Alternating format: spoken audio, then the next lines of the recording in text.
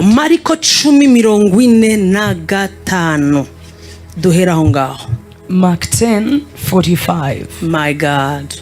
Mariko 10 reka mpere kuri 44. Mark chapter 10 from verse 44.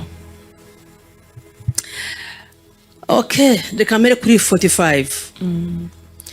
Kuko umwana w'umuntu nawe ataje gukorerwa, ahubwo yaje gukorera abandi no gutanga ubugingo bwe kuba incungu ya benshi. 46 hagiye gutangira indi nkuru nshya. Nuko bagera i Yeriko, akivaniye Yeriko n'abigishwa be n'abantu benshi, asanga umwana wa Timayo witwaga Barutimayo, umusezi w'impumyi yicaye iruhande rw'inzira. Read 46. Mark chapter 10 and verse 46. And now they came to Jericho. As he went out of Jericho with his disciples, Yes. and a great multitude, Yes. blind Bartimaeus, the son of Timaeus, Yes. sat by the road begging.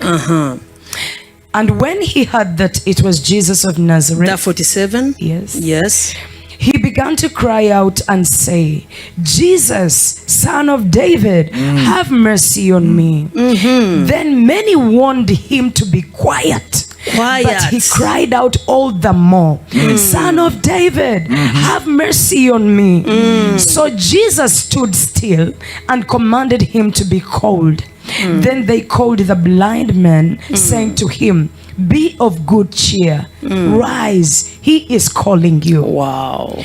And throwing aside his garment, he rose and came to Jesus. Amen. 46:46. Nuko bagera i Yeriko, akivaniye Yeriko n'abigishwa be n'abantu benshi, asanga umwana wa Timayo witwaga Barutimayo, umusezi w'impumyi vrema, yicaye iruhande rw'inzira. Yumvise ko Yesu w'i Nazareti ari uje, aherako arataka cyane ati, Yesu mwene nde? Mwene Dawidi. Atatse ate? Ngo mbabarira. Yes. Abantu benshi bakora iki? Baramucyaha, mbega baramuzibya, mbega baramubwira ati wowe kushyanuka, urashyanuka ujya he? Abantu benshi ntago bavuze bake. Iyo bavuze benshi baba bavuze bangaye buriya? N'ibihumbi. Baba bavuze ibihumbi pastor. Ibihumbi pe. Ntago bibiri kabya. Yes. Abantu benshi bamuteraniraho baramubwira ngo hora. Mu Kinyarwanda banditse ngo ahore. Ariko arushaho gutaka ati, mwene Dawidi mbabarira. Yesu arahagarara arababwira ati, nimumuhamagare. Hallelujah. Bahamagara impumyi, barayibwira bati, humura, humura, haguruka, araguhamagara. Nayo ita umwenda wayo, irabaduka, yegera Yesu. Yesu arayibaza ati, urashaka ko ngunyirirane? Iyo mpumyi iramusubiza iti, mwigisha, ndashaka guhumuka. Ariko yamaze guta imyenda, ndashaka guhumuka. Yesu arayibwira ati, igendere, kwizera kwawe kuragukijije. Uwo mwanya arahumuka. Uwo mwanya arahumuka, amukurikira mu nzira. Hallelujah. Hallelujah. Yes. Wakomeza umurongo wa 50. Verse 50. Yes. And throwing aside his garment, he rose and came to Jesus. So Jesus answered and said to him, what do you want me to do for you? The blind man said to him, Rabboni, that I may receive my sight. Then Jesus said to him, go your way, your faith has made you well. And immediately he received his sight and followed Jesus on the road. Reka dukoreshe uyu mwanya pastor. Bibiliya iravuga ngo nta kintu na kimwe cyanditswe kitanditswe mu ijambo ngo kugira ngo gihugure abera. You know that. Yes, the Bible says that every scripture was given for inspiration of the saints. Kugira ngo abera bashobore guterwa inkunga. Iyo bitaba ngombwa ntabwo Bartimayo ari kuza muri Bible. If it was not important, we wouldn't be reading the story of Bartimaeus. Ariko hari impamvu ikomeye cyane. But there is a great reason batwereka uyu mugabo that they show in the nature of this man. Uzi ko nkunda Bartimayo ku buryo hari n'igihe numva duhe mu barabara namumenya.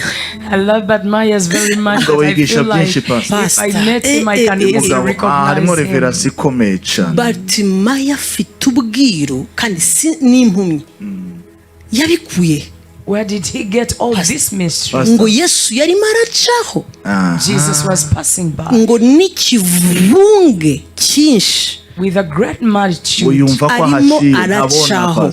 He's passing by. Ari munsi y'inzira. Bartimaeus is besides the road. Afite twenda babambikaga. He has that garment to show, you know. Kaberekanaga ko ni babita gute umukene nyakujya. To show that this is a very needy person. Hari uniforme babahaga, hari n'ibintu babahaga byerekana ko uri impumyi yemewe n'amategeko.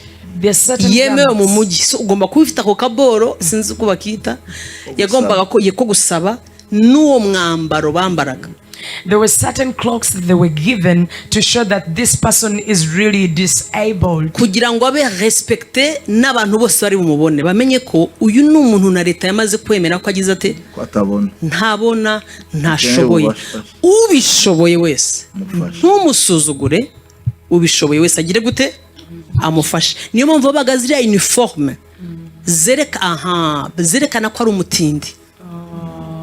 They were given special uniforms that showed that this person is really very poor, is very needy, said that everyone that passes by does not despise them, but if they have anything to help this person, they would go ahead and help this person. Nukuvuga ngo mu bitabo yari yanditswe nk'iki nk'umutindi w'impumyi uri bumubone wese.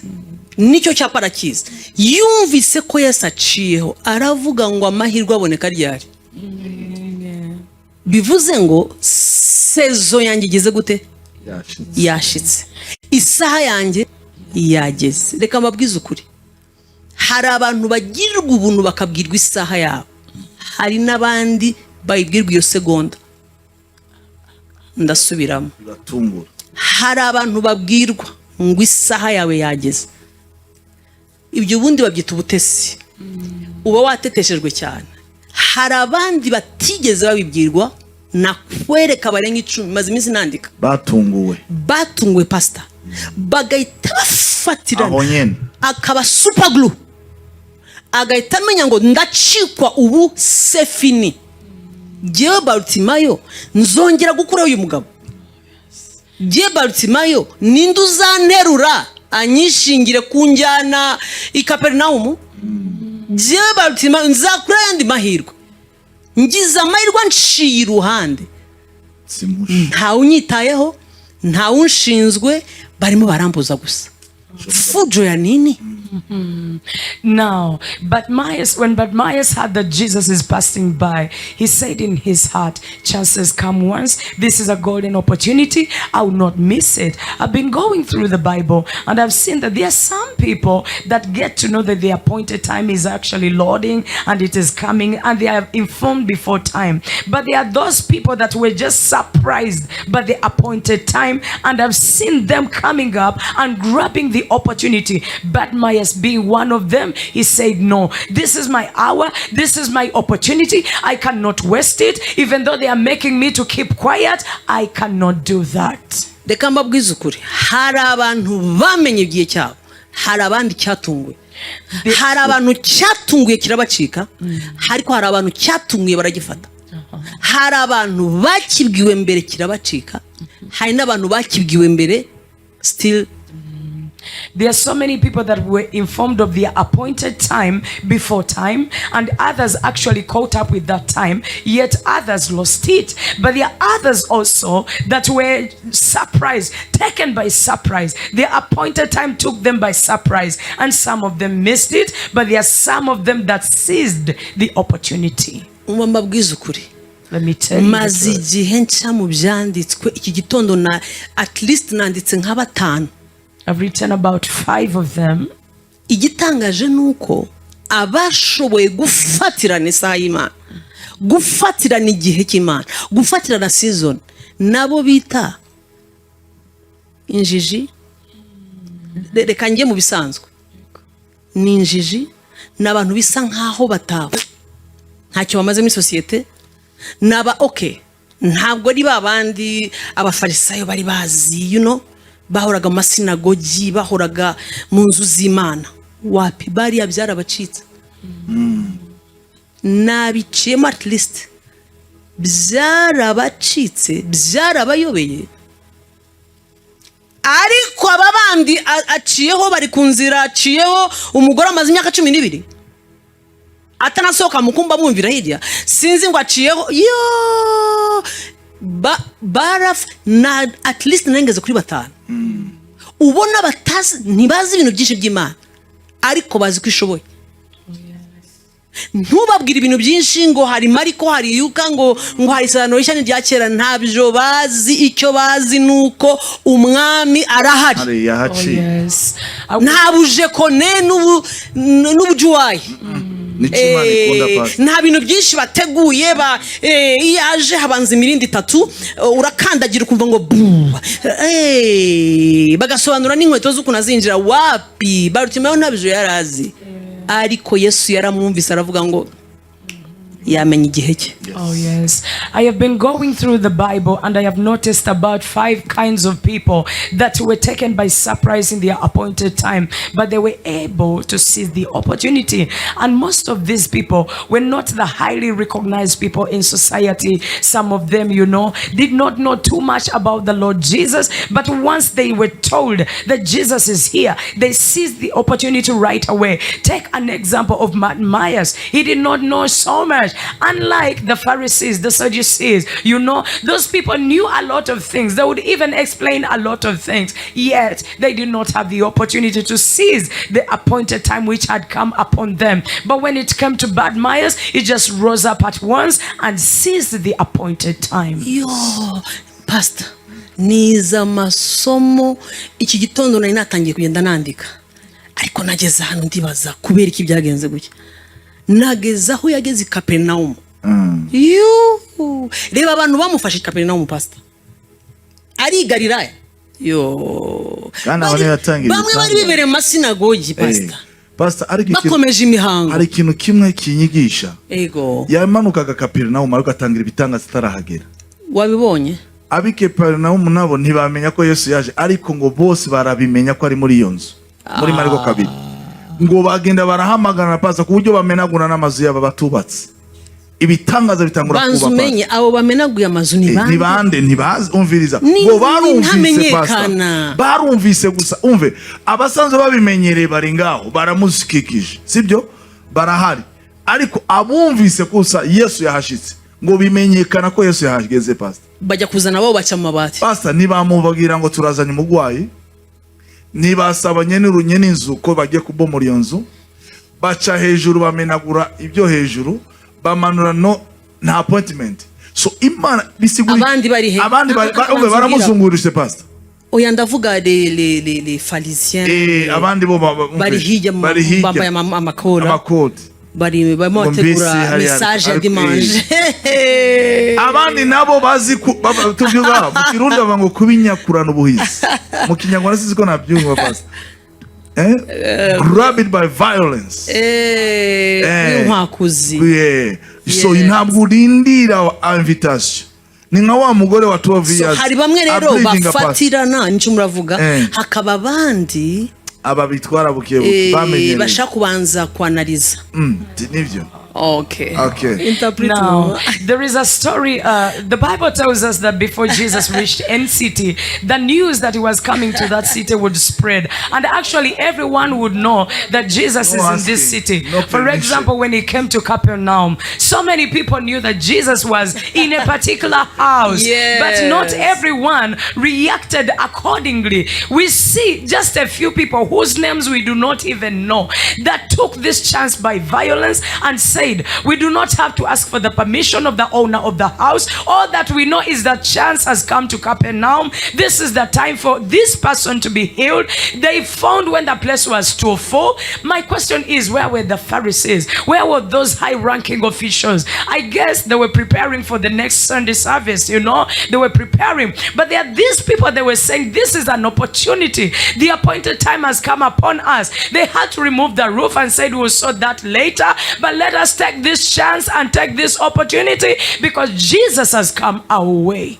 None se wibaza ngo umuntu w'umusirimu wize ubanza kwanariza ibintu yajya kubomora inzu y'abandi. Wapi abaza ariko baravuga ngo ufite ikibazo ni ukimenya kandi wabazi uburemere bwacu. Hari abantu babanajuha nubwo yagira ikibazo arabanza kuvuga ngo amabati y'abandi mu gihe utinda ku mabati. Hari abandi bavuga ngo ibyo mabati turabimenya nyuma, ibindi murabimbwira nyuma. Pastor hana gahunda sigana ari hamadeni. Jewe icyo nshaka uwo nshaka arimo hari imbere. Ariko man ako kantu uwo nshaka arimo imbere. Ibindi byo gusakara ibyatsi ndabiza kubibona. Ibindi byo Pastor hari ni nkuru isa nkiyo. Pastor ndibaze muri Mariko 5 uyu mugabo yari umusoda. Yari umukuru w'abagabo sumuzi. Ariko nawe ntiyategereje. Yaje kuba umwana we yaragwaye. Aramba ngo uyu munsi turajyana iwanje. Pastor yari afite appointment. Pastor namusomye mu gitondo ndaseka. Jesus yari afite administration. Haraba Peter bari hajya pastor. Ntibapfa kumwegera, ntibapfa kumushikira.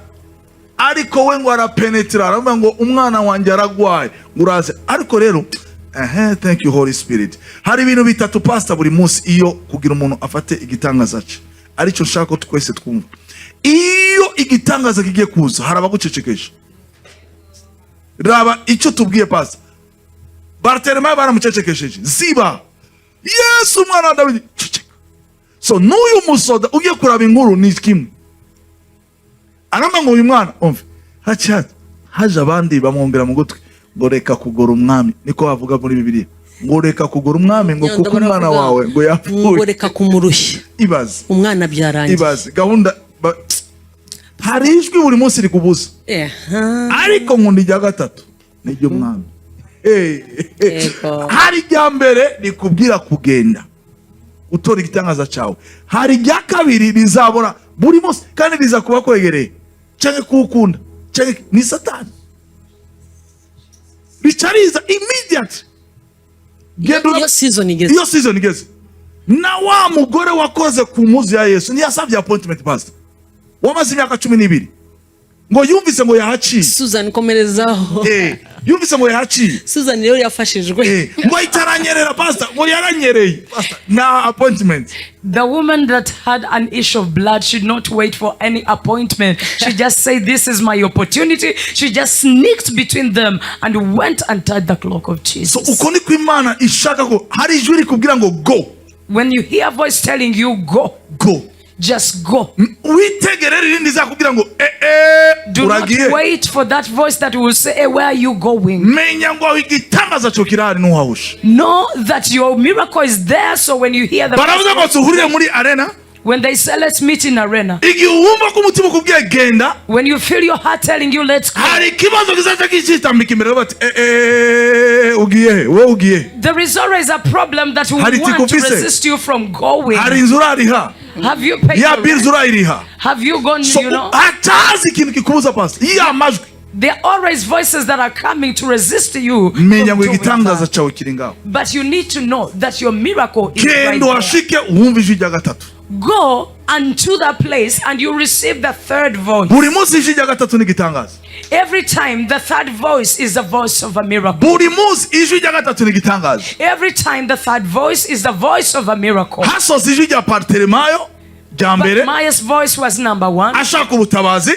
He wanted the Lord irya to kabiri deliver. ryaramucecekesha. The second voice was quietening him. ariko irya gatatu ryari rya Kristo. But the third voice was the voice of Jesus. iyo ugiye muri Mariko 5 naho nyene iryuwo musoda ryari ryiwagiye kumushaka ati ngwino umwirize umwana. When you go to Mark 5, the first voice was the voice of the soldier that was calling Jesus to go and heal the child. ijwi riza rindi rya kabiri mubwira ngo umwana ngo reka kugora. The second voice mureka kugora. kandi iryo jwi rya kabiri ryamari risronge niryo rigushitse aho nyene pastor. And the second voice ririgera kuri hafi is always very near and very strong. Bartema ninde yamwitayeho ninde yamuvugishaga ariko mujwi rya kabiri ryaje kuko Bartema kubera ko saison ari yagize muri saison pastor kubera ko Yesu aho kugira ngo bamwankuraje basi bamuterure bamuterure bamwegereza igitangaza cye. ariko rero abantu pastor basi kugira ngo umuterure nuko utamuzi ni satani pastor. muterure basi umushyira imbere ya Yesu. Ni satani igiye kigiye kugira ngo umuterure arimo arataka amazimya akatareba nk'uko uri murareba.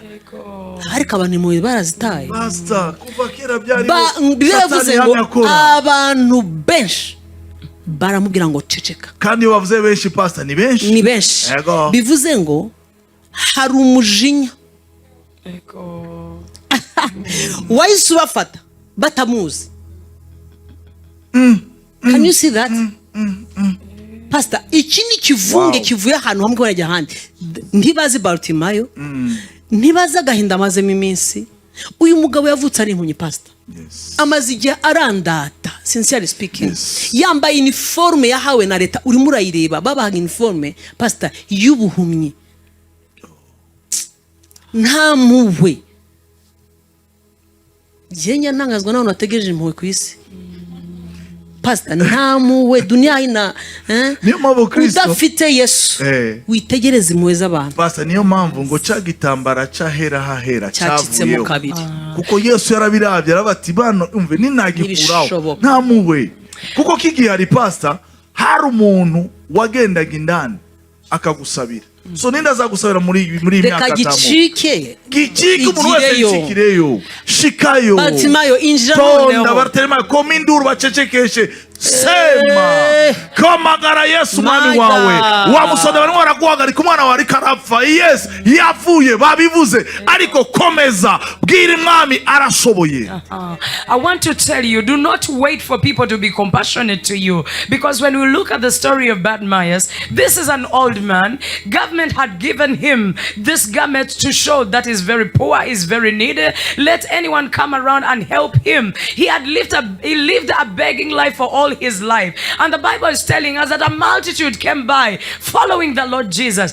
Actually, they would be so compassionate to this man and say, can we carry him to Jesus? At least Jesus can heal him. But I tell you, the Bible is telling us that the whole multitude all together joined the efforts to shut him down, and they said, keep quiet. You know, if you're waiting for the compassion of people, I am pitying you. Rather cry out to Jesus, because if Jesus gets compassionate for you, that is the best place to go. And that is the reason why the cloth that was separating, that was closing the Holy of Holies, was torn into a part, that you, Bartimaeus, may push away and enter into the Holy of Holies, not by the mercies of men, but to seek the mercies of your God. Yes. Aha rero harakomeye cyane ugomba kumva. Aba bantu ntago bazi Bartimayo. These people don't know Bartimaeus. Habe n'umuntu They munsi. don't know him. Kuko Yesu azanye n'aba bantu bari ku rugendo. Jesus has moved with the multitudes there on their Ariko way. bumvise kandi umva nkubwira ikindi kintu cyantangaje iki gitondo. Inkuru pastor kuva nyirijwe nyisonyishuro nyinshi. Ikindi kintu numvise cyantangaje nuko aba bantu bose bamurajyana na Yesu nta n'umwe utari muravuga. What amazes me is that this entire multitude, every one of them is talking. Pastor wabyumvise? Yo sinzi ko mwabyumvise akagana. Nta n'umwe mubi umve bava ngo nabantu benshi murazano hari abantu benshi n'induru. Nta n'umwe n'induru gusa. Nta n'umwe utari uri muravuga. Ariko usabye gutabagwa. Bumvise ko yavuze. Babyumvise gute? Iki kintu nagitinzeho ngisengeramo numva umwuka w'Imana arambwiye ngo aho nari aho bari baturutse nta n'umwe arucecetse, kuko bose babaga bamugotse. Bibiri avuga ngo ikivunge kiramukurikira. ngo gifite abarwayi gifite abarwayi bicuri gifite abafite ibibazo ntabwo bamukurikiraga kugira ngo bagende bamuhungeza bagendaga bavuga nyirizo mwana amaze imyaka arwaye ati nanje nkoraho nanje undi nawe ariko arahamagara urusaku yes niko bimera umwuka w'Imana arambwira mu gitondo ngo muri urwo rusaku rw'abantu ibihumbi birenga 10 Yesu arawe hariya hagati ari kure Bartima yari munsi y'inzira hari irindi jwi rizamutse ariko atari urusaku As I was going through the Bible today, the Spirit of God ministered to me and told me that Jesus was moving with a multitude of people and every one of them was talking. They were making noise because they were not here to comfort Jesus. Everyone was crying out, heal my child, heal me, I have this problem. So everyone was making noise all around. And Bartimaeus was beside the road. But when he rose his voice, this time his voice did not come like any other noise like every one of them is making. It was certain kind of special sound that he produced that touched the heart of the Lord. Reka mbabwize ukuri ijwi ryawe rishobora kumvikana nubwo haba hari amajwi menshi aricecekesha. Natinze ku mugabo mbona uburyo season ye yari mugeze imbere ariko nibaza ko namwe mumo murataka ko namwe mukeneye help none ko iki wese bamubwira none ko iki mumugiriye ikibazo reka nawe basagerageza iki atababo amahirwe ye nagiye kumva n'uvugizi muwe pastor ndavugane kwa abantu mwaritse nawe kagerageza chance ye wabona hari yatinze gukora kuwawe w'igicuri yatinze gukora ku muturanyi wawe ariko reka base agira undakoraho abantu ntibabyumva biravuga ngo baramucecekesha ceceka ariko akomeza avuga n'umujinya ceceka nawe akomeza nawe se ninde se pastor hari abantu bameze gutyo unakubwira abantu ngo muragafuko bagucecekesha ariko umenye icyo ushaka uragafuko sinaburi ruhande ati uragafuko ntuzahagarikwe n'amajwi y'abadayimoni ntuzahagarikwe n'amajwi agucisha my pastor iryo jwi rije wambare za mbaraga z'Uwiteka Imana igukoresha uko barimo ngo ceceka nawe ati iyo ati ahubwo muneze ceceka ahubwo munyongereje forim ariko we ati Yesu mwana wa Dawidi ntabara yanga gutakaza intumbero my God. This is what God wants. Nichi Imana ishaka pastor ngo baragaruka bati twavuze ngo ceceka ati mwewe ndabazi hariho nshaka igitangaza gitaraza pastor ararizamura none se mu muratakaza umwanya mumaze muncecekesha mwamubwiye namwe ibyanyu. I want to tell you that it is very possible for your voice to be heard because there are so many things that are making you to keep quiet. If you fail to keep quiet, your voice shall surely be heard. Because I am amazed about this congregation. Every one of them is shouting. Why are they being inconvenienced by the voice of one man? Let me tell you, don't be disappointed by anything that is telling you to keep quiet. Actually, be like Bartimaeus. When they said shut up, he said, I will even shout the more. It was encouragement for him to even shout the more because his appointed time has come. So continue shouting, raise your voice to him because you will be heard.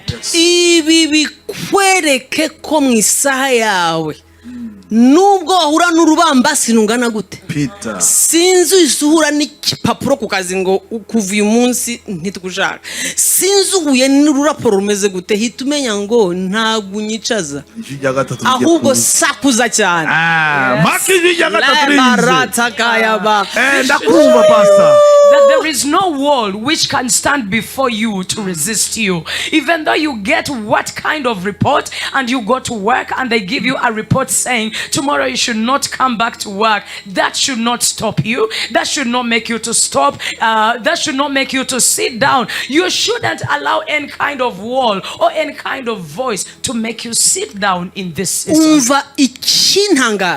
This is what amazes me. Pastor, mu majwi ibihumbi in 1,000 voices, arimo aravuga that are speaking. hari ijwi riri munsi y'umuhanda. There is a voice besides the street. Yesu araryumvise. Jesus has been able to hear that one voice. Reka mbabwize ukuri. Let me tell you the Iki truth. gitondo narimo ndiga kwijwi risakuza ariko ryo kwizera.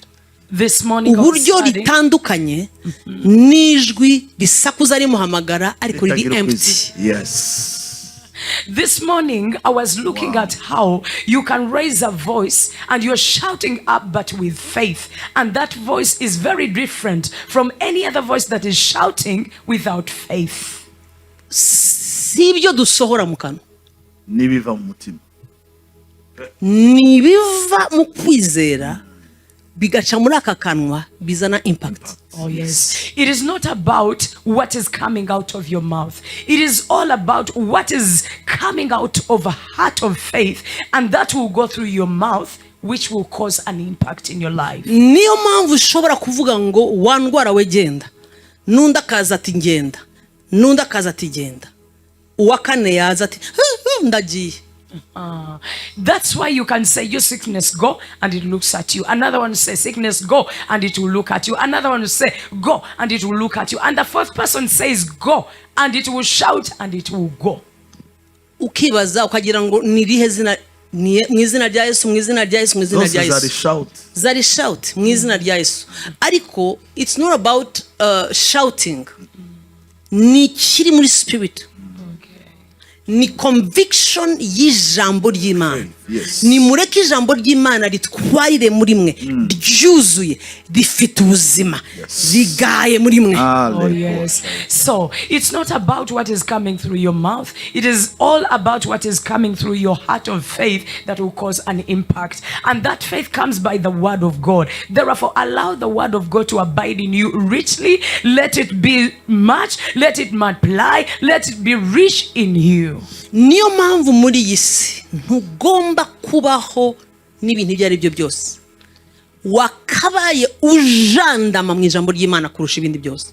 That's why as you live in this world, you shouldn't be taken by so many other things, but you would be dwelling in the word of God. Umwanya wawe ugomba now ube intentional ku mwanya ufata mu ijambo ry'Imana. Get intentional about the time that you spend in the word of God. Nibibi bintu bigucika ati mfite umwanya. Reka nsome Bibiliya. Ntabwo uri serious. Shyiraho system. Ntabwo isi kwemerera gukunda Imana.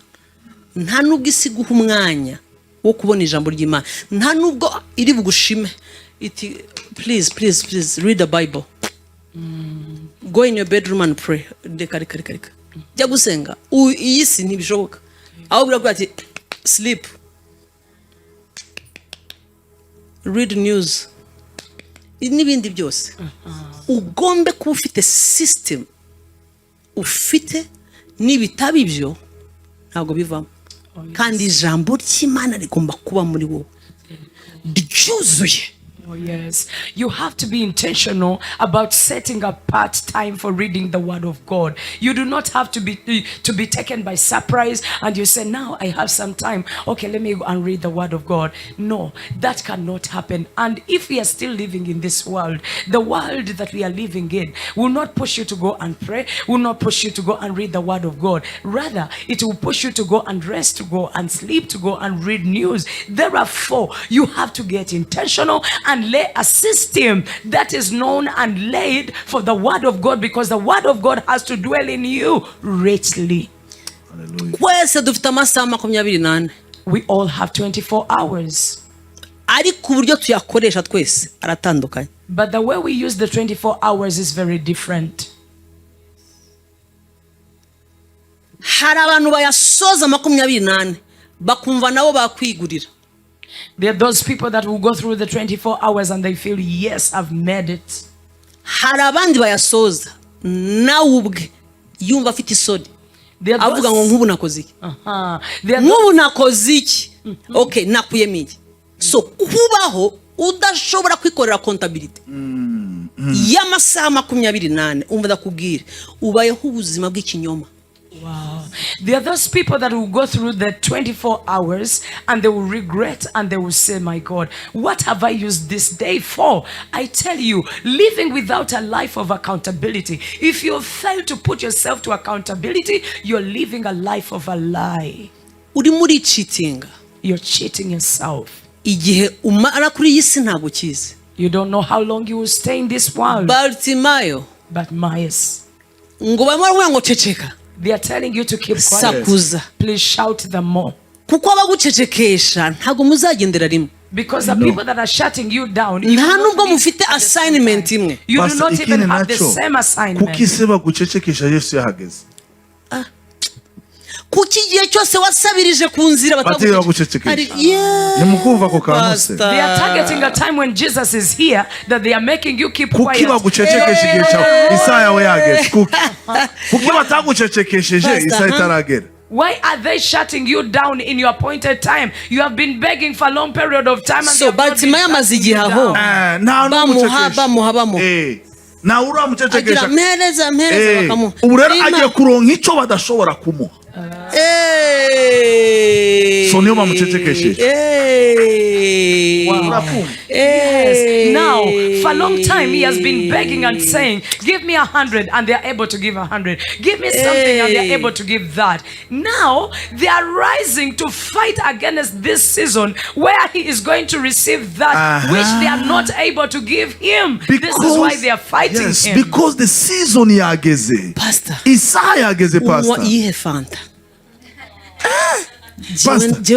Urangurira pe. Pastor gasubiremo ndakugurira. Umve Imana irambye. Yaramaze imyaka Pastor. Uyu mugabo asabamo. Bamuha icyo washoboye. Ariko hageze igihe kirageze. Ugiye kuronka icyo umwana w'umuntu atoguha. Niho bahise bavuga. Igihe kirageze aho Imana igiye kugushiraho aho banashaka kugushikira. Niho bavuga. Igihe kirageze aho Imana igiye kuguha amarevelation y'umwana w'umuntu atoyaguha Pastor. Niho bavuga. Igihe kirageze wahora usenga ariko usenga wikorera utuntu ariko ubu rero ubaye serious. Niho bavuga. You have been begging and begging, but man has been begging.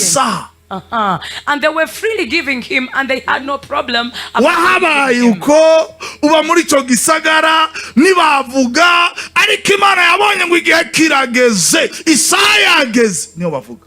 So they began speaking and making him to keep quiet in the appointed time when he was going to receive that which no man was able to give him. Buretse Pastor, umugikoma cyangwa cyuburo cyangwa cyamasaka. Reka nongereza ubwo nikindi.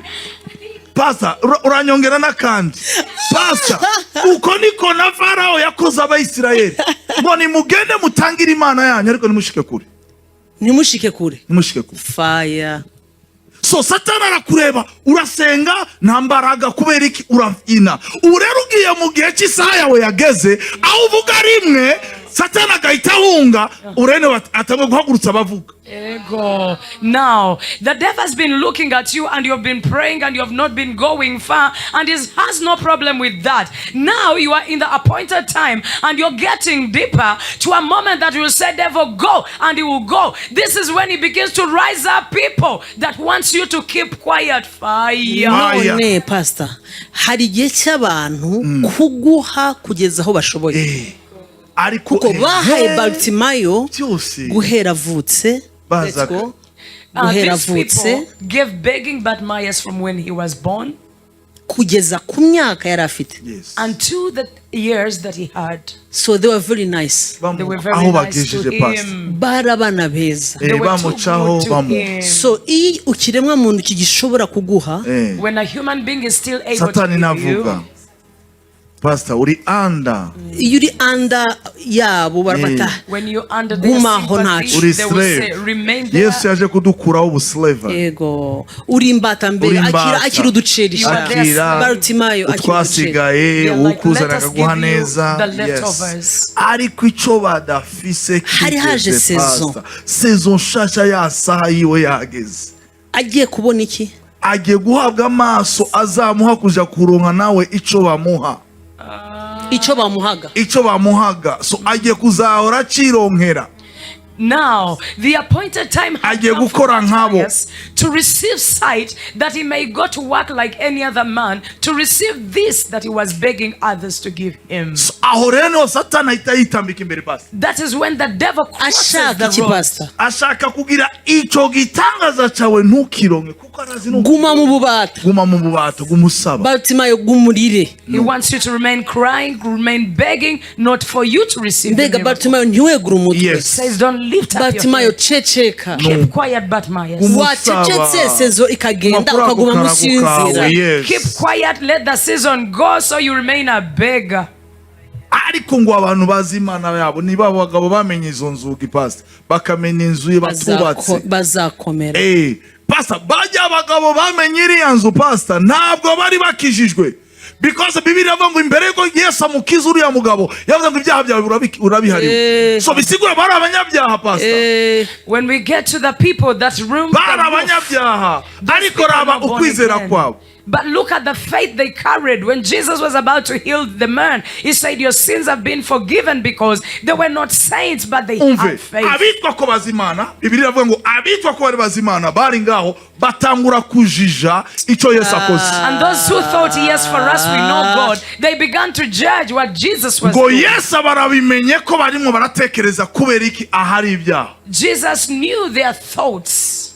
Pastor ababitwa ko bazimana arimo bariko barajije umwami. These people think and they say, they are saying that they know God, yet they are judging Jesus. Ariko abandi batazimana bamenye inzu kugira baronke igitangaza. But the others who don't know Jesus, they have removed their roof so that to see Jesus. They know He is the healer. Abitwa ko bamuzi ntibazi ko ari healer. Those who say we know ariko ntibazi ko ari na savior. They don't know that He's a healer. They don't know that He's a savior. They don't know He can forgive sins. Ngo ahonge nahita arababwira ngo mwanjyajya. He said, you hypocrites. Ngo ikigoye niki? What is hard? Ni kubwira uyu muntu ko hari ibyaha.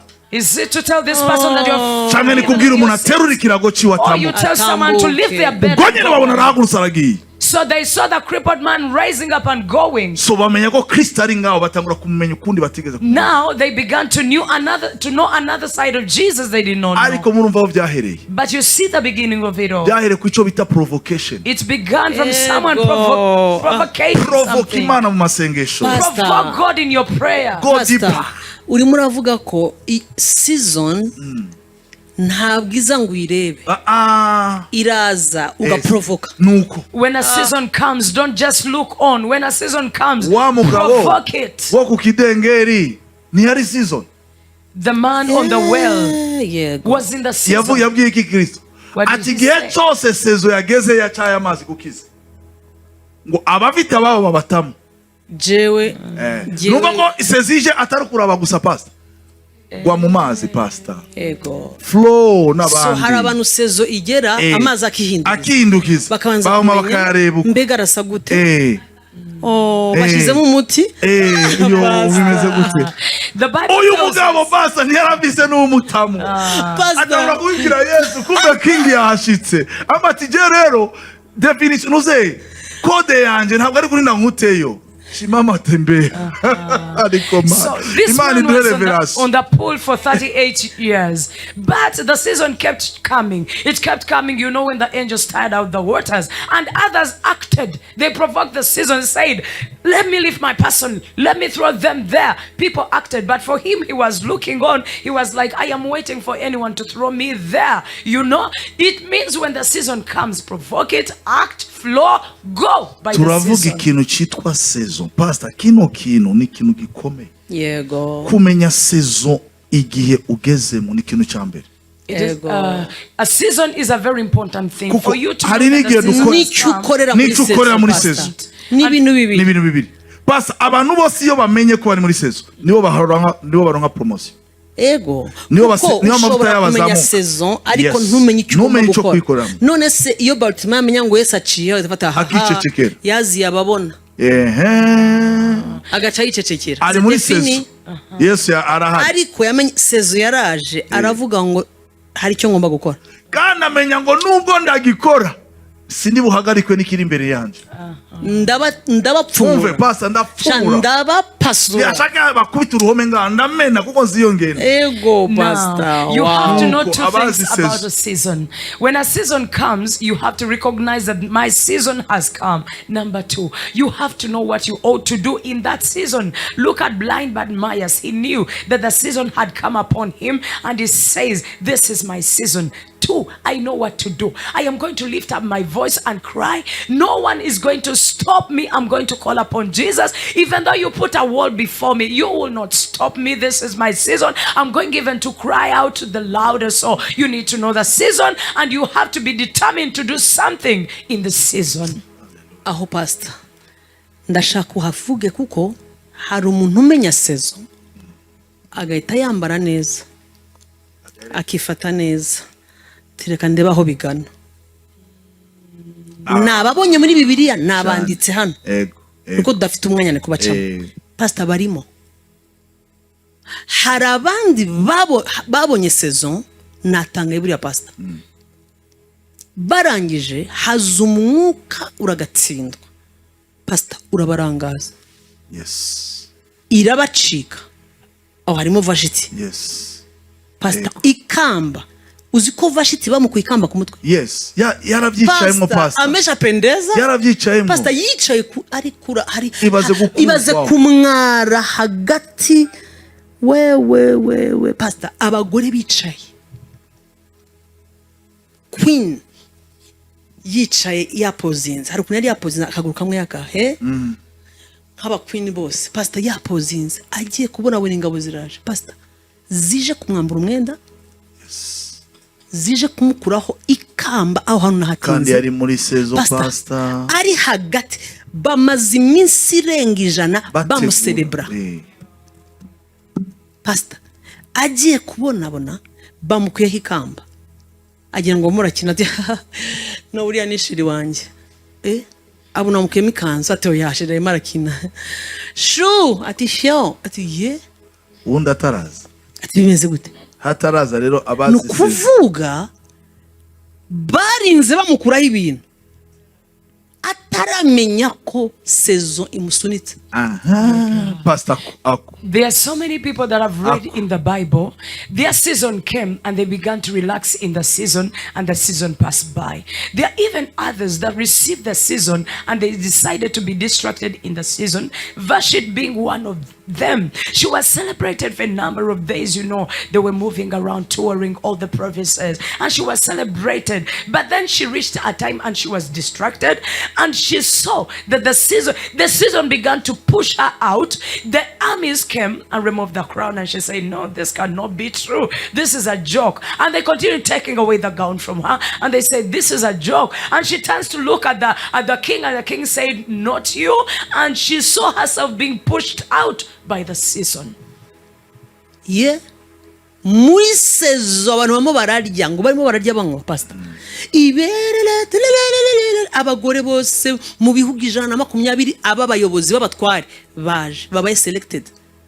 Ikirori kimwe kajya imbere abantu batebere ari nko murazenguruka babibonye nawe bamurazenguruka bafata akaguru k'inkoko hariya akaguru be gakurura agatwi hajya harya bakurura ugutwi sinzi icyo bakurura ku ngurube hariya bagahita babona akandi kanyama hano agakwavu ni mu birori by'ibwami s'il te plaît hari ubwoko bw'inyama bungahe pastor hagati abagore pastor ubona kuto bakagukuri kamba ku mutwe. Wari number 1 ugahita uninduka number 0 pastor bagahita bafungura portail bati 1 2 3 nitukubone out pastor. Kandi nuzongera kwegera yagiye kuyihendogobe, yagiye yambaye iki ku ndogobe, yagiye aherekejwe nande kuri yo ndogobe, ariko ntago mwabyumvise. Reka mbasubiriremo we indogobe muyinshakira izina ryayo. Yasohoye Vashiti wamuherekeje ni yene yamurabaga kwanza. Ese yagiye pastor bamuhaye fanta baramubwira ati igihe cyawe kirashize muri season isohoka pastor. Ariko man nibatege uruva yarakicaye na bya byenda byabo no ku mutwe so bakurura akaguru k'inkoko akirimo aravuga yes no brochette akurura abona baraje ikamba piu ati no shira arimo arakina ati shu kuramo n'umwambaro bimeze gute mufungure portaye tipeta bona ati biraheze kwe none birarangiye saison nabonye abo ya abayipfiriyemo n'abayikiriyemo igihe cyose harimo I'm sorry to say hajemo logique nyinshi urimo uragenda pasi yes urimo uragenda logique n'ibintu byinshi by'ubumenyi I'm sorry to say nagiye gusanga iki gitondo pastor ni ibintu biguha time yo kubanza kuvuga ngo se kwasa nabivuga gute buriya ibi ni ibiki niyo mpamvu mu gitondo nari nakasa tuntu hari utuntu nanditse ni ukuvuga hari kategori ya mbere pastor y'abantu mbi nabise I'm sorry to say urumva ni Bible study nabise banaju okay na uya nabise nchakarafu I'm sorry pastor harimo batimayo harimo amugore mbega n'abantu ba pastor sans logique nta bintu byinshi nta reka mbanze kiremo pastor habona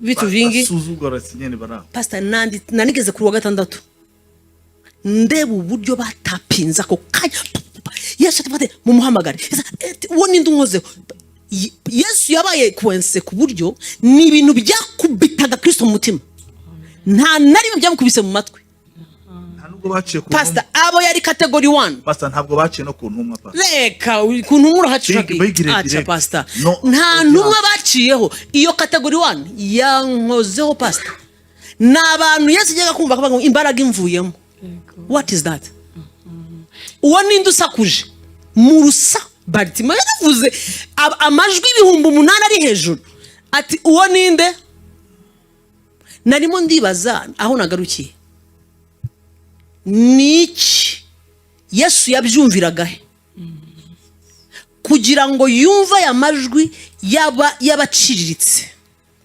badafite logique bapfuye kwijugunya muri season yabyumviraga byamukoreraga uri buko mugabo uko byagenze pasa umwana wanjye ararwaye bagahita baza ceceka yamaze gupfa eka kumugora uyu mugora yapfuye pastor Yesu yabyumviraga habagike agahita avuga ati ndaje. Today I was doing my Bible study and there are people that I call my category 1 people. These are people that did not have to think twice about the season. They did not have a lot of logic. They did not have, to critically analyze the season. But when they knew that the season has come for them, they simply flew. I mean, they began to flow with the season. They had to move with the season. And these people, every act they did in that season did not go through the ears of Jesus. It went straight through the heart of Jesus. You are looking at a man, Bartimaeus. He's somewhere there, but he's raising a voice that is penetrating through multitudes of people. Why? It has passed somewhere. It is not going through the ear. It is going through the heart. This woman, when she comes to touch Jesus, in the midst of many that are touching Jesus, this touch is very different. That Jesus says, power has left me. But this is a kind of people that do not have a lot of analysis. They just flow by the season. Wow. Pastor naciye mu bantu naringeze ku gatandatu ariko natanga ibikomeye mitagewe nza muri grace room kukinde byo muri Bibiliya gusa mitandeba umugore narayimbo n'umugore n'umukobwa pastor narebye umukobwa wavuye Nyagatare amazi iminsi 2 yarari muri koma right ajya mu ishuri agafata ibipapuro akabica pastor ntibazi Yesu tujyane ntibazi Yesu nta minsi 30 bamaze mu masengesho yavuze ngo nubwo bambona hano mu Islam nta 30 jours bamaze nkamwe nta bunajua akantu yavuze ndakababwiye ngo uwabimubwiye nawe ntiyari mu Kristo kaka mwana kumvise niko yavuze pastor uwabimubwiye ngo nawe yari mwana kubura kuri mosque pastor wabimubwiye nawe yaramubwiye ngo hari ahantu ndakunda ibyo bintu ni nka wa mugabo ibyo ntabwo nari nabyo basa nuko ni nka wa mugabo yakize imibembe baba ngo ariko hari ahantu nsi wacu I know n'umuntu yaramubwiye ngo hari ahantu nsi muri grace room ese n'umuntu wamurangiye nagize ngo ni mama we yarangiye mama we. Okay, uyu muntu yarangiye mama we. Ati hari ahantu nzi bisobana ngo n'uwo muntu yamurangiye ntazi ariko arahazi arahumva ukunyene Bartema yabyumvise ngo Yesu yaciye sezo ariko nkunda Yesu ni wamamare mwami so ni nkuru ya umuplanto arimo arakoroka atariko mama harimo mama ngo umwana nubwo bimeze guca hari ahantu I love Jesus Yes aca buri munsi so baraza hari ahantu Yesu akunda guca oh Lord ni mugene nawe mu ipointe nkuko Bartema yipointe hallelujah hari ahantu dukwiye kwipointa pastor in the right time in the right season pastor hari umuntu kandi ndakambivuga hari umuntu buri umaze igihe ameze nabi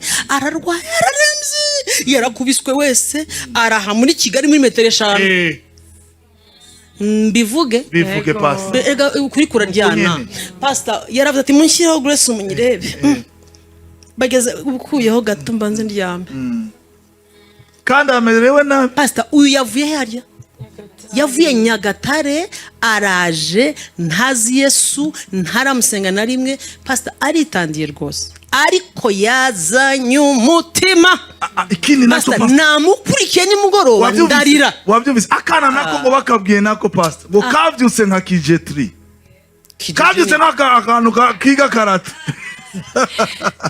pastor ngo kagurutse nk'ababashaule babandi babagira amakarate ngo kiso kabyivugiye mwana byumvise ngo nahise nambara ngo numvise ngo tugiye ngo Kigali ngo nazahagiye yo umwana yarujujwe atangura kuvuga ibintu ngo ashaka kuvuga mu ndimi ngo navyazi ngo ariko wenda ngo numvaga mvuga mu ndimi ariko gira mugenza ngo Yesu arahaci. Tell your neighbor Yesu arahaci ibintu birahinduka. When I went through the Bible, I finished looking at the people in the Bible and I came back to Grace Room. You all had the testimony of the Muslim girl that says, I am not Christian, I am Muslim, but I've been suffering for a long period of time. But when the mother heard that there is a place in Kigali that they're able to pray for people and the situations are settled, she came with a lot of faith. She doesn't know Jesus. She has not been in 30 days of prayer and fasting. She does not have all those kind of logic in her. All that she knows is, I am going to Kigali and I know this Jesus is going to touch my life. Did you hear her very well? She said when there, she was filled by the Spirit. She felt like speaking things like tongues. She was like things like tongues. I felt like prophesying. She said that she wanted to come and get a microphone for her to be able to speak, to prophesy. Oh. Imagine day one. Interpret now. She said what? She want to come grab the microphone. She was having things in her spirit that she really wanted to speak out. Day one, Pastor. What is that? Day one, Pastor. Icyo bintu birakomeye. Ibyo ni biki? Pastor, ni sezo. Pastor, ni sezo ariko yahuye n'umutima ushaka kumenya ibiri muri sezo. Pastor, Bibiliya avuga umutima umenetse sinzawirengagiza. Ntabwo Imana ivuga ijambo itazi ikivuze pastor. Ivuze ngo sinzawirengagiza. Wowe rero utamenetse utabaki kwa kazi yako n'ibintu urimo n'ubumenyi bwinshi uzi ukuntu bazamura ukuboko kwa mbere baramya. Ariko mana uzi n'ukuntu umanura ivi bwa kabiri hari n'ukuntu wanza kwitunganya hari uwaje atari bwitunganya atanabizi ntazi n'ukuntu mwitunganya hari uwambwiye ngo bamuri batandatu ayo makuru wayumvise. Yes. Barambwiye ati ujya mugo wataramwibuka ati ge mwasengaga imbaraga z'Imana zaramufashe taranamuteruye. Dekeraho pastor, imbaraga ziki z'Imana zifashe nde waje yizeye pastor. Barterema Imana ntinagurizwa izuru mu mahanga yose uwayemeye. My God, mushaka icyo cyanditswe mu mahanga yose abayemeye bakayizera. Nireba ikimana iriho n'umutima umenetse. Umukobwa amaranya abadayimoni imyaka irenga 10 arajya mu ishuri akarya impapuro buruko ageze kubizamara bicaga urakiruka. Yesu we. Yaje amaze ngo 2 jours muri koma, barasenze bamenaho amazi barabyutsa biranga. Ibyo ni ibiki? Munyemerere mbabwire inshuti z'Imana, munyemerere mbabwire, ndimo ndavuga ubwiru bw'umutima umenetse. Pastor, season hari ikipfana n'umutima umenetse, hari icyo ipfa n'umutima ugagaye no kuba busy. Yo ndakavuze. Yego. Abari bakikije Yesu bari très occupé, hein? Très occupé. Turi hafiye turimo turagenda barushye, bafite ivumbi. Urabona iryo vumbi? Bafite ivumbi, bafite bujuje hano hose. Induru zabo Yesu barimo baramusakuriza ahubwo. Ariko harunduje n'umutima uri different. I am talking about the mystery of a broken heart. There is a connection between a season and a broken heart. But there is also something that hinders you to operate well in a season. If your heart is hard, you may be close in the season, you may be present, you may be available. For example, the multitudes, they were around Jesus. They were so full of that dust of walking on the road. They were around, but because their hearts were not broken, they just ended at that. Aha ndimo ndavuga ubwiru bw'umutima ukora direct ku Mana. I am talking about the mystery of a heart that touches directly the heart of God. Ndavuga Maria Magdalena wirengagiza ububi bwe, akirengagiza ibyaha bye, ariko akamenya ngo simwe naje kubwira naje nshatse umwami. Hari uwo nshaka umwe. Of Mary Magdalene that says, I am not focusing on how evil I am. It is not you that I came to tell my situation. I want to talk to the king. Cya cyanditswe pastor ntarakibonye ibyakozwe. Pastor iki cyanditswe turagisoma neza. Acte 10:35. Ibice 10. Yes. Mirongo? Aha, haravuga ngo na gatanu. Pastor unywa igikoma cy'uburo. Haravuga ngo ahubwo mu mahanga yose. Angahe? Yose. Uyubaha agakora ibyo gukiranuka iramwemera. Ijambo ry'ubutumwa bwiza tarara pastor mu mahanga yose. Iyo uvuze ngo uyubaha agakora ibyo kura pastor ni roho abantu ngo gukiranuka no kumara iminsi 20 mu cyumba utavayo no kumara iminsi 14. No pastor, umuntu yaje umutima wajenjaguritse avuga wabonye ko yaje afite kwizera ko ari buvukire cyane. Sinzi ikintu cy'amafaranga numvise kirimo transport pastor, icyo kintu cyangwa school fees. Muravyumva ariko pastor, murumva icyo kintu aho umubyeyi ari ufatire school fees pastor, deja bamaze kwizera ngo reka aburi ko yiga ariko agiye gukira. Ni nko gufata akanyuma ukabwira Imana ngo kano kanyuma nsigaranye nari ngiye gucungiraho ngo yige, ngatanze ngo akire. Imana ikabonye iti nababonye. Ariko wumvise ko anesheje ryaje rya kabiri pastor. Irihe? Rimugira ngo ati se urafite transport. Yanesheje pastor. Yanesheje ati hari rwa rujwi rwabwiraga bati ceceka yarunesheje. Yarunesheje. Ari ready yo kuza kwakira igitangaza cye. Kandi anatazi. Uko bamubwiye ngo Yesu yamahaca. Ntabwo ahazi. Nahazi pastor. Yari itandiye pastor. Oya yo icyo mvuga ntabwo basanzwe bazi Kigali. Oya. Ari karaje ari ready kwakira igitangaza cye. Pastor nuse abantu batanze minerval bafite baraye he pastor. Giye ubwo nagiye mu bintu byinshi pastor, baraye he ntibabitekerejeho. Iyo minsi 2-3 baraba bari he ngo narangije araba ngo je sisubirayo no gusenga pastor. Ubico kintu sisubirayo mwene musubireyo, ariko je hari cyo naro Bartelemayo je amaso yanje yugurutse simtoki nyuma Jesus. Reka ngende yanarabitangaje pastor. None iminsi yose gwira kwa kabiri babeshwagaho na minerval. Pastor. The Bible says in the book of Acts chapter 10 and 35, but in every nation whoever fears him and works righteousness is accepted by him. When we talk of righteousness, I am not talking about your 30 days of prayer and fasting. I am talking of a broken heart. This is what happened to the other Muslim girl that came to the conference. First of all, the parent used part of the tuition and said, we have heard Jesus is in Kigali. Let us use part of the tuition for transport to go there where Jesus is at work. That in itself was the brokenness of heart, a lot of faith. And when this girl came, she said, I am going to. She had a lot of faith. She came, in their usual attire, how they are all covered. But she said, I am going to go there. She did not know where she was going. All that she knew is, I am going to a place where Jesus is at work. What a kind of brokenness of heart. Aha rero aricyo Pastor George yarimo aravuga mu kanya, tugomba gutandukanya ibintu. Season ni iki? Ibintu Pastor George yaravuze mu kanya. Ni igihe Imana itanga kigutandukanya n'igihe Bartimayo warumaze uhabwa, kuko imyaka yose warumaze Bartimayo wahabwaga.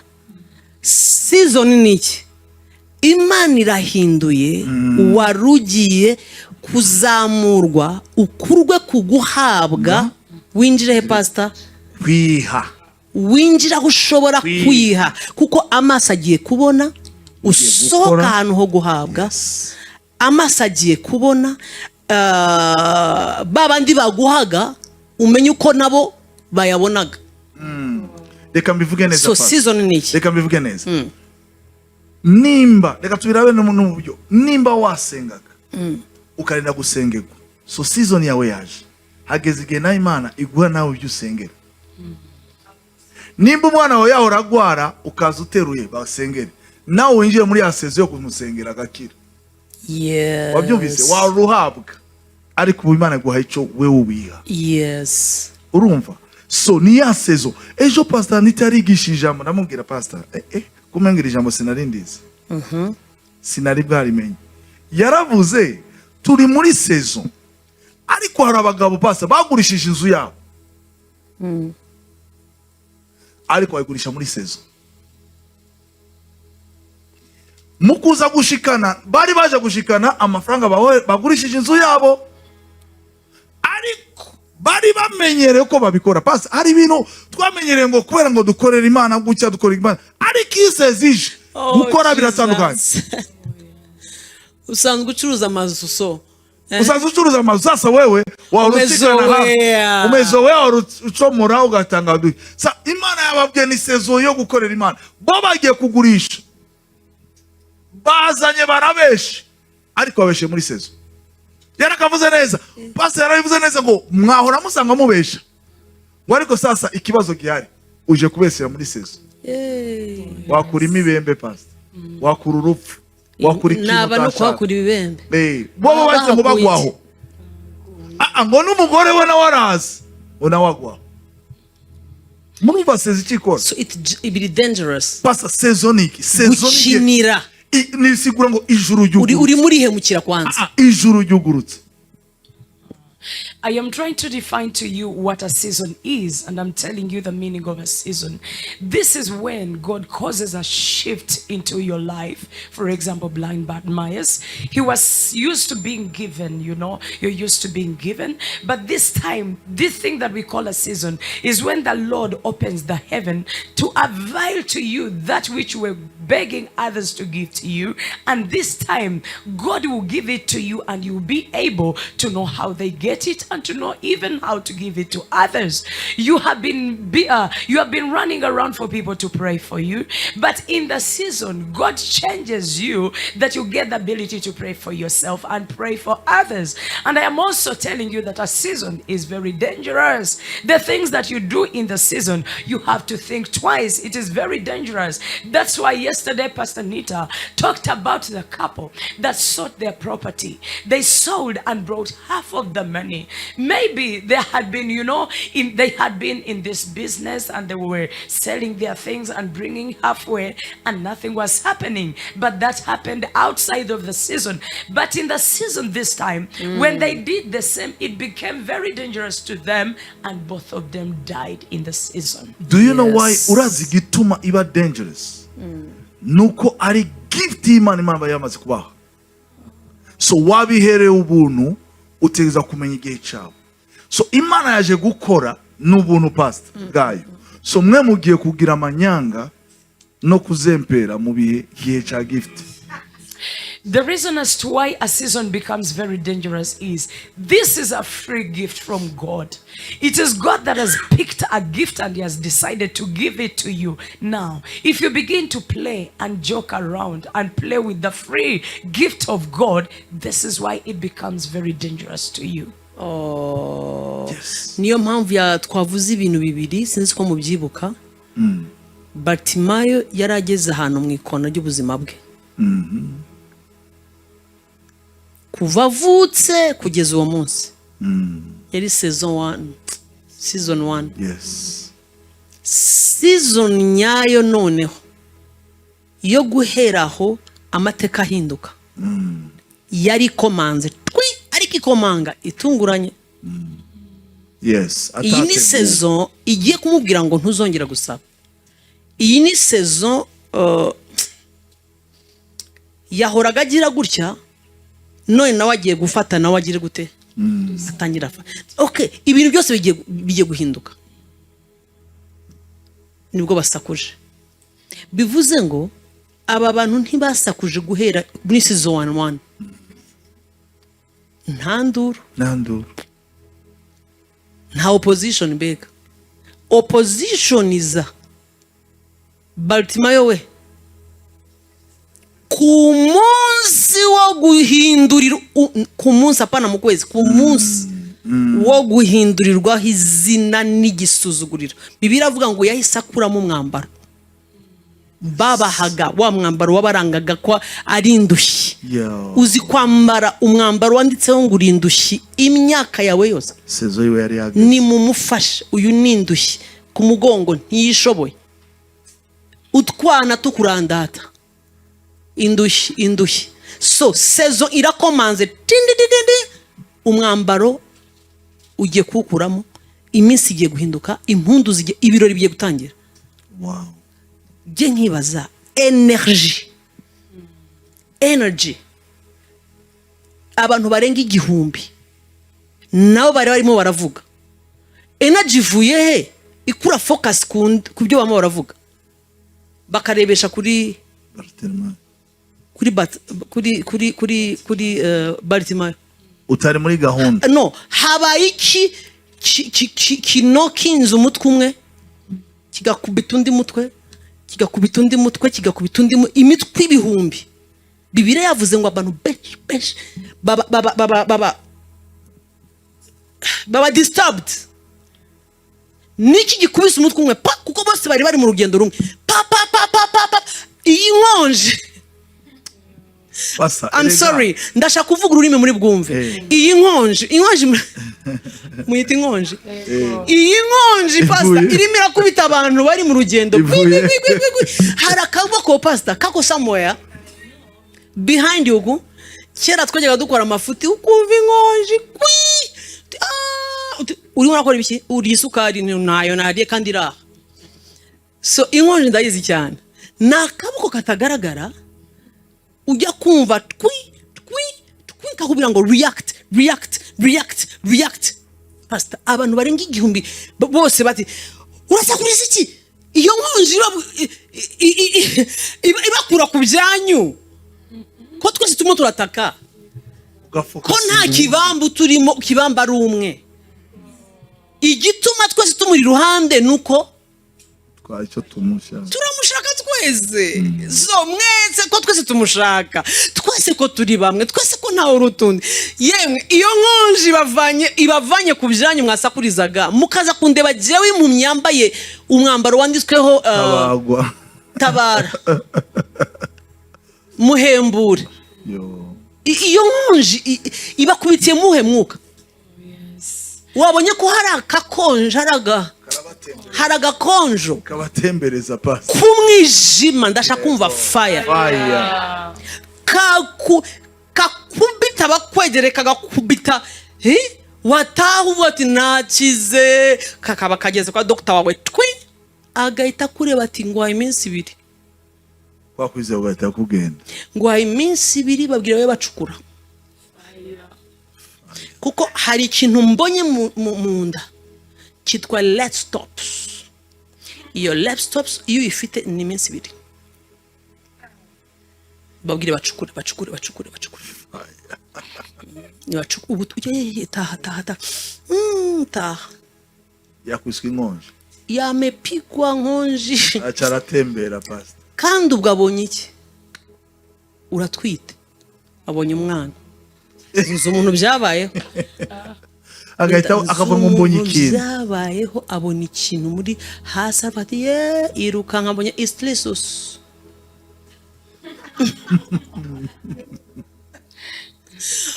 kumbe ntabwo ari umujenikologe mama ntiyashobora gusobanura ikintu abonye muri terisimo kiri developa we yabona hari nka tuma ni tuma nini cyane igiye guturitsa wowe arataha abwira umugabo ati mfite iminsi mike batangira guhamagara akora ari twaremewe kuzajya Imana yatanze blessing harabakubitwe inkonji z'umwijima just to disturb your blessing ariko babaye disturbed yego birumvikana ni cyera cyane ndabyibuka ariko twaraye kukarago ndibuka inyuma bari bafite annex uzi gusengera icyuka kana ari blessing akabarokore mana twaraga mu cyumba turakwirukana shitani turakwirukana akavuga ati ariko narago uzi ko igihe tumwirukana nawe akavuga ati kumbe ibere muri vacances ngo kamune sange hehe pasi nuko yarige babesha satani nawe atari muri byo pastor ntabwo yararimo urumva ko ari blessing umwe aza guhishurirwa mugo murukana ingwara abadayimoniki hayishuriye umuntu pastor hayishuriye umubyeyi namwibuka mama okay umukecuru aratubwira ngo numugisha azamurishwe numugisha yewe ne katwanegekaye ndegera niki muke numugisha ndawubonye arakiki pastor arakikiye tumo tura sibimva mazi bamwe barafite imikubuzo ndasibimva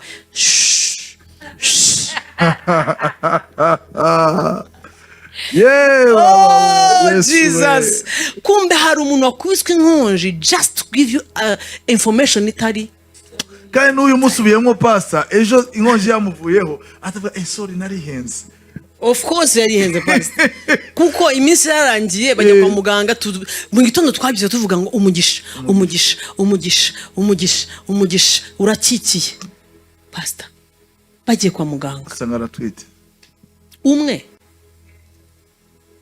pastor ndamwibuka disi nuko ntazabona umubyeyi ari ariko ndibuka ubuhamya bwe bwakoze ku bantu benshi nukuvuga ngo season y'umugishiraza sinza hanivana nandi makuru sometimes kaze ari bizarre sinza haninkonji ziva gusengesha abantu iminsi 3 Imana itadutabara twari bugume dusibimva ni mukubuzo Imana itidora baboneka mbatabare mbabwire ko ari iki ari my blessing.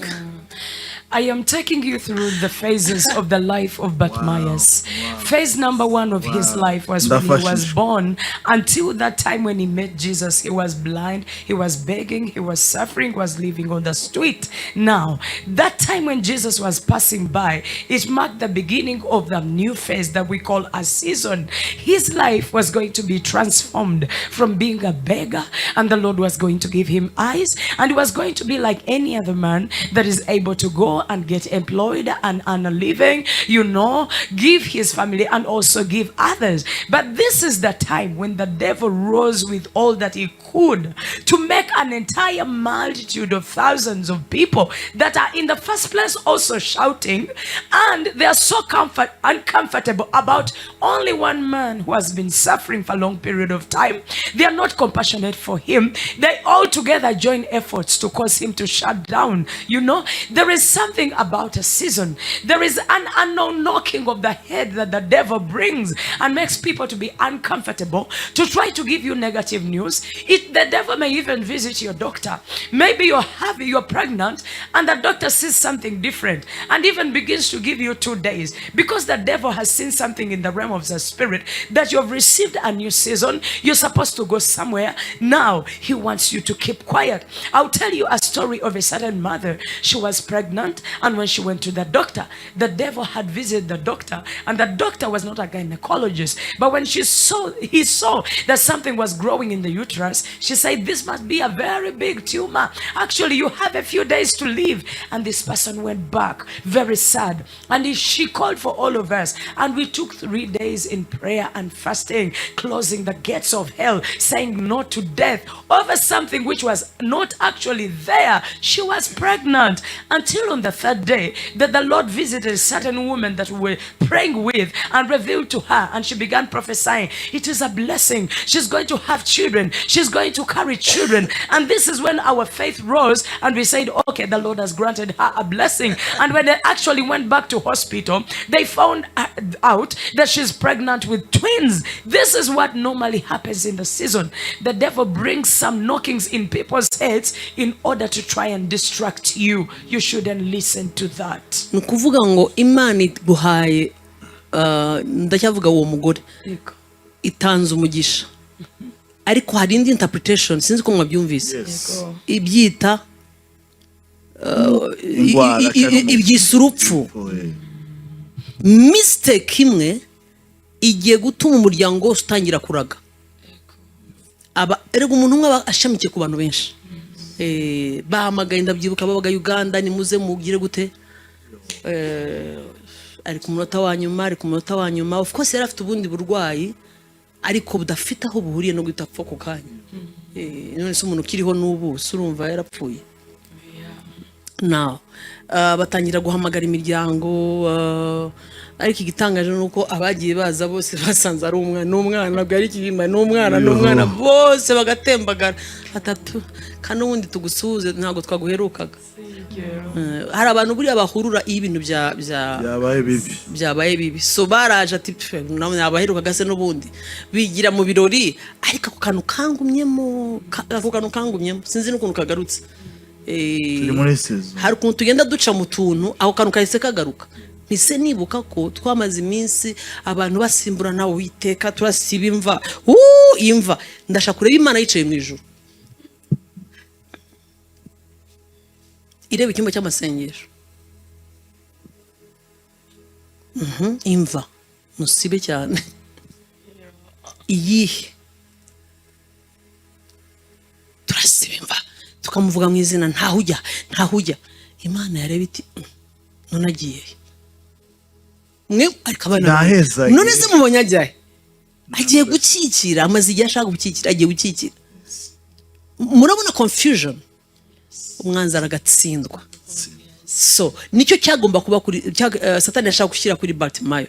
Ceceka agumane indi myaka yose umwambaro w'iki wo gufashwa w'ubutindi. Ni ikintu gishaka kubuza, gishaka niwambuke wikwambuka baki na sisi gumana natwe muri sezo y'ubutindi. Mbega gumana natwe muri jire, uratajira ujyahe. Icyo nkundira Bartimayo ngo yumvise Yesu acecekesheje babana ati ni mumuhamagare, iryo jwi rire ni mumuhamagare. Bibiliya avuga ngo ikintu cya mbere yakoze niki? Read. Yarafunguye udupesu abasigira umwambaro. Aravuga ngo ubutindi fire. afata katwa tuntu babahaga muri Israeli bashyiraga ni mu gumanye n'uduceri twanyu aragenda. None si impumyi, iyi mpumyi imenyite uhagurutse ujyahe utaye umwami wabonye ko nagakoni yagataye ugiye Bartimayo yahamagaye nayo majwi yose umva kwizera kumva Yesu. Nubwo benshi bamwe baravuga nanyifite wana yicuri ariko Yesu giye natangiye nyine bwo mu gitondo Bartimayo ni mukanya ntabwo twatangiye mu gitondo ufite kwizera. Gasubiremo ako pastor. Twatangiye mu gitondo kandi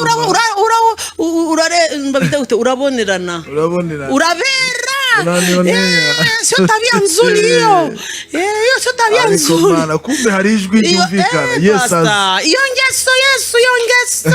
nejo naragukurikiye iyo ngeso bakiri mu ngeso hahagurukira indi jwi ariko mana rimukora ahantu. Reka mbabwize ukuri si kivunge adiringa n'umutima kandi amenya umutima uri genuine. Niwe wenyine ushobora guhamya umutima. Abantu bashobora kwibeshya, abantu bashobora kukwitiranya. Niyo mpamvu nta muntu n'umwe uzakenera akora. Umuntu yaguha akora uyu munsi muha amasaha 2 akongera agasinyura. Umuntu ashobora guserebra muha imyaka 2 akongera akabivaho. Yesu yaguhaye akoro mtaenda naye. Amen. Kuko we ntagendera muranga mutima. Ntabwo ari on and off. We arabimenya muragenda arabimenya. Yes. Ntashobora kujija nko abantu bajija. Umuntu ashobora guponyoka, umuntu ashobora kukwibeshyaho, umuntu ashobora kufata nibyo sibyo ariko we hadanganya iki. Niyo mpamvu buriya kwishuka kubi wakwishuka nuko impression abantu. We don't live to urabona hari abantu babaho kugira ngo to impress ntabwo bwari ubuzima. Urempressionande utarempressiona ijuru urempressionande ariko uzareba abantu bempressionye Yesu. Steven Yesu agahaguruka ngo mubonye ahagurutse yabonye iki? Yirengagije amabuye akuriho abonye iki ako kanya? Kubaho ubuzima bw'impression bushaka kwemeza abantu nukuvunika gatatu.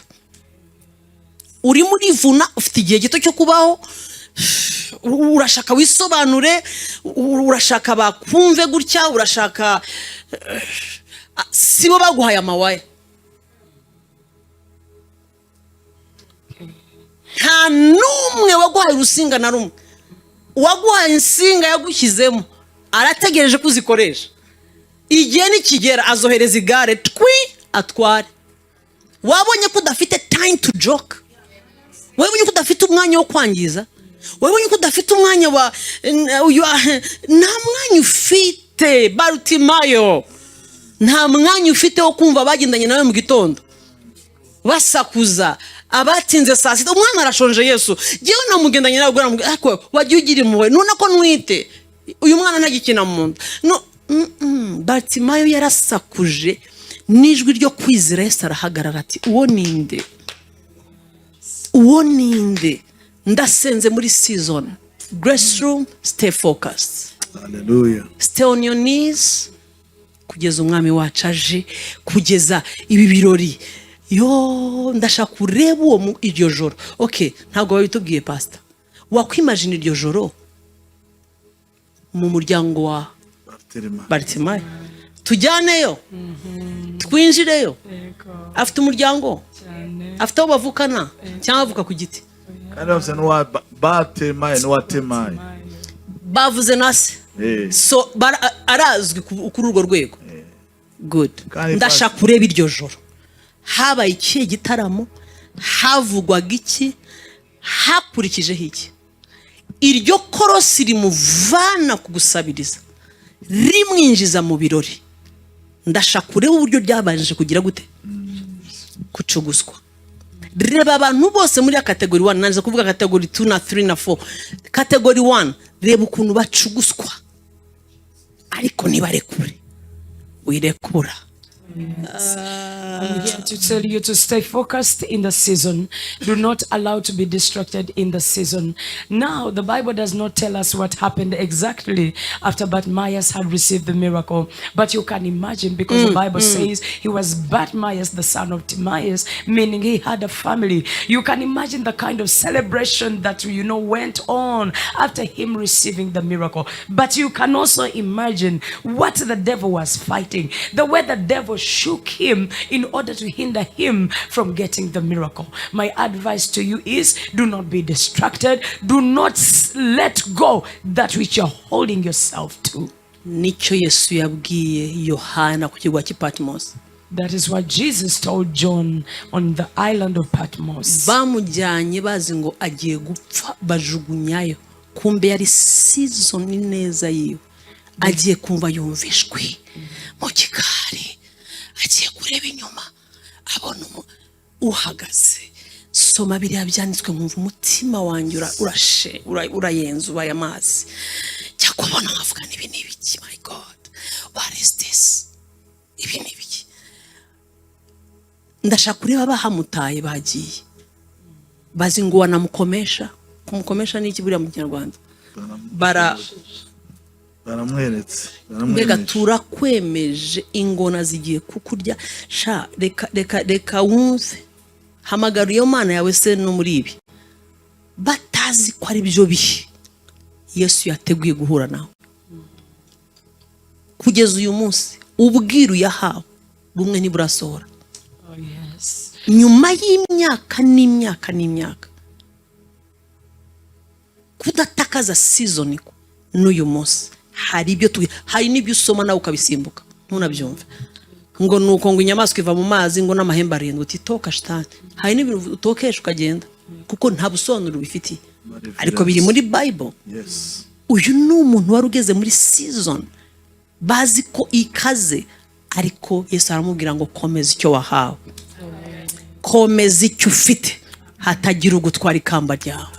Grace room naho tugiye gusoreza mbabwira ngo komeza icyo ufite, hatagira ugukura ikamba ku mutwe. Vashit ntabwo urangara, bagusore mu gipangu barya brochette. Esther gusezere usoke bareba no shega ninde yibuka ku kajambo shega. Turi muri season ya face to face, turi muri season don't stop. Abantu ntimurekera gusenga, ntabwo ugiye gutureka Daniel Stewart reka njyame noneho my God ntibishoboka. Nushobora kuvuga ngo ndekeye aho Daniel wo tuvuga bimaze gukara nibwo yagiye no hafungura amadirishya, none habishyize ku mugaragaro. Reka nkubwire ngo season y'insinzi ngiye, igihe cyo kujugunya umwambaro Bartimayo no kwambara wa Kristo. Umwami abaho umugisha, mukomeze mushyikire umurimo w'Imana, kandi Imana ibaho umugisha mwinshi. Abantu mwese mwashyigikiye ministry mu buryo butandukanye. I know abamwe mwaritanze hafi no gutanga ibyo mudafite, abandi mutanga mugira ngo mutanze makeya, nta makeya abaho. Ni ibi nyine navugaga, Imana ireba umutima, twe tureba ibyo wohereje. Ariko umutima ni ngombwa, icyo ukoranye umutima, Kristo uri umutima, kandi nawe uzaguhemba, kuko nta muntu n'umwe uzaguhemba, Kristo niwe uzaguhemba. Partners, Imana ibaho umugisha mwinshi. Ibyo Imana itubwira kugira ngo bite byihuta, nuko tuzi neza ko you guys you're there. Yes, abantu bagira ngo ijuru rirapasuka ngo amanota akamanuka. No, barakubeshya. Imana ikoresha bizerwa, ikoresha abantu. Luka 18 harya 8 ngo abagore bamwe bahagarana na Kristo, harimo ba Susan, harimo ba Maria n'abandi, just to support the ministry. Nta kindi bakoraga, bagendanaga nawe just pour kugira ngo bagire ibintu bagenda niyo mpamvu habaga Yuda n'agakapu. Yes, yavuga ngo nimugure iki bakagura. Muri bukahura nawe umugore kwiriba yarababwiye ati mugende mushaka ibiryo mu mujyi. Ntabwo yababwiye ngo nimugende mukata ibyatsi hanyuma mugire. Yuda ariruka n'agakapu ke yagasiga. Yuda biriya mugabo ko afite ubwanwa butajya bukura. kubera gukunda amafaranga. I tell you the guy was anointed. Ego baramanuka bajya kugura ibyo bagura bararya, bazamutse basanga igiterane cyabaye. Yes, ariko hari abantu bari inyuma bahora bavuga ngo nzizerwa ahangaha, ejo Imana nigira ikindi ivuga, nanone turakomeje. God bless you so much.